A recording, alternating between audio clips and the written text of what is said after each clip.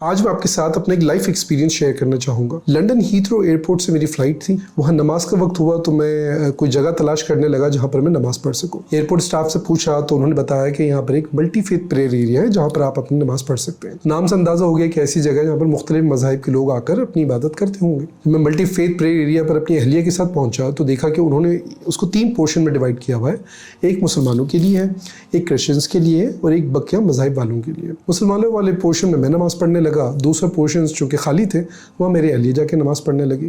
اب میری عادت تھی کہ جہاں کہیں بھی میں نماز پڑھتا تھا اور مجھے لگتا تھا کہ یہاں پر اذان نہیں ہوئی ہوگی تو پہلے میں اذان دیتا تھا اور اس کے بعد نماز پڑھا کرتا تھا۔ اشہد ان لا الہ الا اللہ۔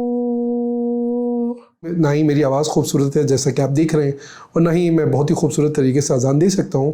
بہرحال میں نے وہاں پر اذان دی اور اس کے بعد اپنی نماز پڑھ کے میں باہر نکلنے لگا۔ تو باہر نکلا تو دیکھا کہ میری اہلیہ کے ساتھ ایک برٹش لڑکی کھڑی ہوئی ہے، شی از وائٹ ان کلر، اور وہ اس سے کسی بارے میں بات کر رہی ہے۔ میں تھوڑا پریشان ہو گیا کہ کون اجنبی عورت ہے جو بات کر رہی ہے۔ بہرحال جب میں قریب پہنچا تو میری اہلیہ نے میرا تعارف کروایا۔ تو لڑکی کہنے لگی کہ what was that thing that you were singing? تو پہلے میں تھوڑا پریشان ہوا کہ میں نے تو کوئی سنگنگ نہیں کی، کس بارے میں بات کر رہی ہے۔ تو اس نے کہا کہ no what was that thing that you were reciting that was so beautiful. تو پھر مجھے سمجھ میں آیا کہ اذان کے بارے میں کہہ رہی ہے۔ تو پھر میں نے اس کو بتایا کہ دیٹ از اذان، that is Muslim call to the prayer and this is taught to us by our prophet صلی اللہ علیہ وسلم۔ اور جب ہمیں مسجد میں لوگوں کو بلانا ہوتا ہے نماز کے لیے تو اعلان کرنے کا طریقہ یہ ہوتا ہے اور ان ورڈنگس کو ہم اذان کہتے ہیں۔ تو میں نے اس سے پوچھا خیریت آپ کیوں پوچھ رہی ہیں؟ تو اس نے کہا کہ this is the most beautiful thing I have ever heard, this is so calm and so soothing. تو یہ سن کے مجھے بڑی حیرت ہوئی اور بڑی خوشی ہوئی کہ غیر مسلم ہماری اذان میں انٹرسٹ لے رہی ہے۔ تو میں نے اس سے پوچھا کہ what religion do you belong to? تو مجھے لگتا تھا کہ وہ کرسچن ہوگی۔ اس نے جواب ہی دیا کہ I don't follow any faith, I was just looking for a place to meditate and I heard what you were reciting and that was very nice and very beautiful. تو بہرحال میں نے اس کو پھر بتایا کہ آپ انٹرنیٹ سے اذان ڈاؤن لوڈ کر سکتی ہیں اور جب بھی آپ اس کو سننا چاہیں تو آپ سن سکتی ہیں۔ اس لائف ایکسپیرینس سے مجھے کچھ چیزیں سیکھنے کو ملی۔ پہلی چیز کہ اذان اللہ سبحانہ و تعالیٰ کی طرف سے ہمارے لیے انتہائی خوبصورت تحفہ ہے۔ کائنات میں سب سے زیادہ سنے جانے والا، سب سے زیادہ پڑھا جانے والا، ہر لمحے کائنات میں گونجنے والا جو نغمہ ہے وہ اذان ہے۔ ہر لمحے کیسے؟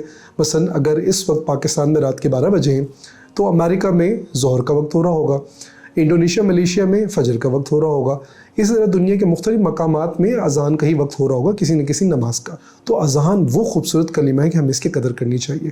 چونکہ ہم ایک اسلامی ملک میں رہتے ہیں جہاں پر ہمیں دن میں 5 وقت بآسانی اذان سننے کو مل جاتی ہے اور مغرب کے وقت تو متعدد مساجد سے ایک ساتھ اذان کی آوازیں آ رہی ہوتی ہیں، تو اسے سن کے شاید ہمارے دلوں سے اذان کی قدر نکل چکی ہے۔ ہم چھوٹے تھے تو کہا جاتا تھا اذان ہو رہی ہے تو ٹی وی بند کر دو، کام چھوڑ دو، اذان کا جواب دو، غور سے اذان کو سنو، بیٹھ جاؤ۔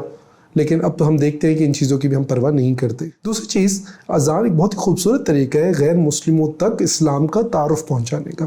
دیکھیے اذان اسلام کے شعائر میں سے ہے۔ شاعر کا مطلب ہوتا ہے سمبلز، جس طریقے سے داڑھی اسلام کے شاعر میں سے ہے، حجاب اسلام کے شاعر میں سے، نماز اسلام کے شاعر میں سے، خانہ کعبہ اسلام کے شاعر میں سے، اسی طریقے سے اذان اسلام کے شاعر میں سے ہے۔ جب کوئی غیر مسلم اذان کو سنتا ہے تو آٹومیٹکلی اسلام کا ایک تعارف اس تک پہنچ رہا ہوتا ہے۔ انٹرنیٹ پر آپ کو بہت سے ایسے نان مسلمس کی ویڈیوز مل جائیں گی کہ جنہوں نے جو اذان سے متاثر ہوئے، جب انہوں نے اس کو پہلی دوسری بار سنا تو انہوں نے اپنے ویوز بھی اس کے بارے میں دیے ہیں، یوٹیوب پر آپ اس کو دیکھ سکتے ہیں۔ ہم سب اسلام کے امبیسڈرز ہیں، ہم جہاں کہیں بھی جاتے ہیں تو ہم اپنے عمل کے ذریعے اسلام کو ریپرزینٹ کر رہے ہوتے ہیں۔ دیکھیے اگر اس دن میں اذان نہیں دیتا یہ سوچ کر کہ مجھے تو اذان دینی نہیں آتی یا میری تو آواز خوبصورت نہیں ہے، یا میں ویسے ہی شرما جاتا جس طریقے سے ہم اور بھی بہت سارے نیک کام کرنے میں شرماتے ہیں۔ مثلا ہمیں نماز پڑھانے کا کہا جائے تو ہم شرمائیں گے، اپنے قریبی عزیز کا نماز جنازہ پڑھانے کا کہا جائے تو ہم شرما جائیں گے، ہمیں نکاح پڑھانے کا کہا جائے تو وہ ہمیں آتا نہیں ہے یا آتا ہوگا تو ہم اس میں جھجکیں گے۔ تو اس طریقے سے اگر میں اس دن جھجک جاتا تو اس غیر مسلم تک شاید میرے ذریعے سے وہ پیغام نہ پہنچتا۔ تو اس لیے ہم میں سے ہر ایک کو اذان دینی آنی چاہیے اور جہاں کہیں موقع ملے تو اذان دینی بھی چاہیے۔ خواتین گھر پہ بھی اذان دے سکتی ہیں۔ تو الحمدللہ اذان سے ہمیں محبت کرنی ہے، اذان ہمیں سیکھنی ہے، اذان کا جواب ہمیں زبان سے بھی دینا ہے اور اپنے عمل کے ذریعے بھی جواب دینا ہے۔ وہ کیسے؟ مسجد میں حاضر ہو کے نماز پڑھ کے۔ تو دیکھیے اذان اللہ سبحانہ و تعالیٰ کی طرف سے ایک دعوت ہے نا، تو جو مؤذن ہے آپ اس کو نہ دیکھیں کہ وہ ہمیں مسجد میں بلا رہا ہے، بلکہ یہ دیکھیے کہ مؤذن کس کی طرف سے بلا رہا ہے، تو ہمیں اللہ سبحانہ و تعالیٰ کی طرف سے بلا رہا ہے۔ دنیا میں کوئی شخص ہم سے محبت کرتا ہو یا اس نے ہم پہ کچھ احسانات کیے ہو، مشکل وقت میں ہماری مدد کی ہو، اور پھر وہ ہمیں ایک دعوت پہ بلا رہا ہو اور بہت محبت سے بہت اصرار سے بلا رہا ہو اور ہم نہ جائیں تو یقین اس کو برا لگے گا، تو ہم خیال رکھیں گے نہیں یہ دعوت اٹینڈ کرنا ہمارے لیے ضروری ہے۔ تو سوچیں کہ اللہ رب العالمین کی طرف سے ایک دعوت دی جا رہی ہے مسجد میں آنے کی، تو اس دعوت کا اگر ہم جواب نہ دیں تو یہ کتنی بری بات ہوگی۔ اللہ سبحانہ و تعالیٰ تو بے نیاز ہے، اس کی شان پہ کوئی فرق نہیں پڑتا، نقصان ہمارا اپنا ہوگا۔ تو یہ تھا میرا لائف ایکسپیرینس ایک غیر مسلم کے ساتھ اذان کے بارے میں۔ امید ہے آپ کو اس سے سیکھنے کو ملا ہوگا۔ میرے یوٹیوب چینل کو سبسکرائب کرنا مت بھولیے گا۔ I'll see you again in another video. Till then, take a very good care of yourself. Allah Hafiz.